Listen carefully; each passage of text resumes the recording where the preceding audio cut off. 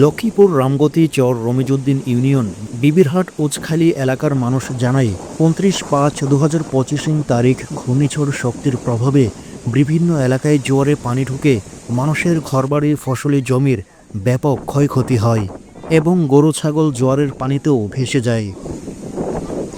এতে করে এলাকায় অনেক দুর্যোগ সৃষ্টি হয়। মেঘনা নদী ভাঙনের কারণে ৩১ কোটি টাকার একটি বাঁধ বরাদ্দ করা হয় রামগতির জন্য, কিন্তু কাজে অনিয়ম করার কারণে বাঁধ ঠিকমতো দিতে পারেনি ঠিকাদার। ঘূর্ণিঝড় শক্তির প্রভাব এমন তীব্র গতি ছিল যে যতটুকু বাঁধ দিয়েছিল সেটি ভেঙে যায়, যার কারণে মানুষের বসতঘরে পানি ঢুকে গেলে মানুষের ঘরে থাকতে বেশ কষ্ট হয় বলে জানায় এলাকাবাসী। অবস্থা তো খুবই খারাপ। অবস্থা খারাপ বলতে অবস্থা খারাপ হচ্ছে শুধু এই বাঁধের কারণে, বাঁধের কর্মকর্তা কর্মচারীদের কারণেই এইভাবে এই অবস্থা হয়েছে। এখন বেড়িবাঁধ বাঁধছে, ওরা বেড়িবাঁধে কোনো সাপোর্ট দেয় না, বস্তা পুরে রাখছে, বস্তা ডাম্পিং করে নেয়, বেড়িটা চলাই গেছে। এরপরে বেড়ির ফাঁক রাখছে, ওই ফাঁক দিয়ে পুরো পানি ঢুকি পুরো বেড়িটাই চলাই নিয়ে গেছে। ওদের কর্মকর্তা কর্মচারীদের কারণে এই অবস্থা। দুর্নীতি বলতে দুর্নীতি ওনার কন্ট্রাক্টরের কর্মকর্তা কর্মচারীদের কারণে এই অবস্থা।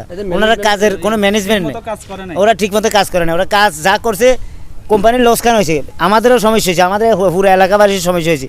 ওদের কোম্পানিরও লোকসান, আমাদেরও লোকসান, ওনাদের কর্মকর্তা কর্মচারীদের কারণে এই অবস্থা আজকে।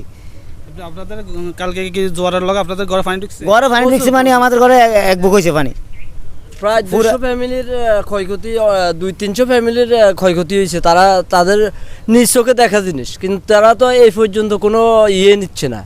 মানে তাদের কর্মকর্তা বা বিভিন্ন অফিসারের কারণে এই মূলত বেড়ির সমস্যা। নইলে আরও 2 মাস আগের থেকে যদি এই বেড়ির কাজটা ওরা সম্পূর্ণ করতো, তাহলে আজ কালকে 200-400 ফ্যামিলি না খাইয়া থাকতো, বা না খাইয়া থাকতো না, না শুয়ে থাকতো না। সরকারিভাবে কোনো পদক্ষেপ নেওয়া হয় না, সরকারিভাবে তো কোনো পদক্ষেপ নাই। মানে আইসে খালি দেখতে আসে, দেখবারও চলে যেতেছে, শেষ।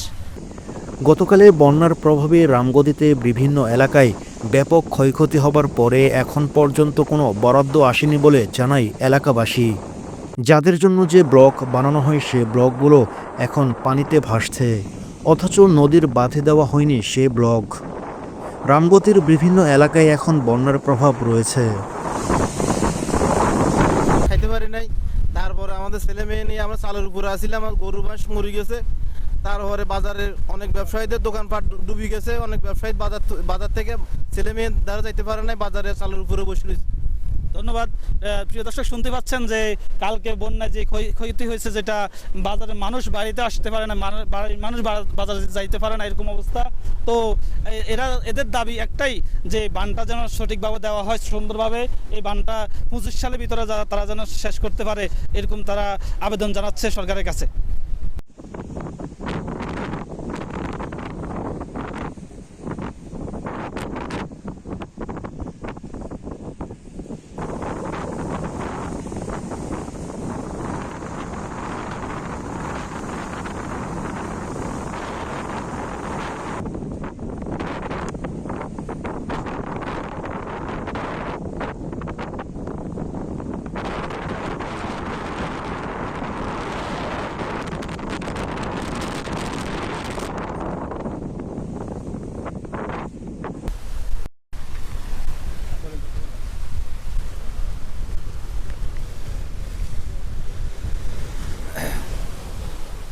সম্মানিত উপস্থিতি ভাইরা,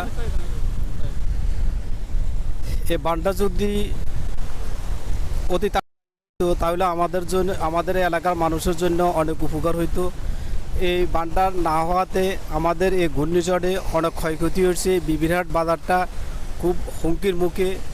এই সরগোসায় সরালকি এলাকাটা নদীর গর্ভে বিলীন হয়ে যাইতেছে।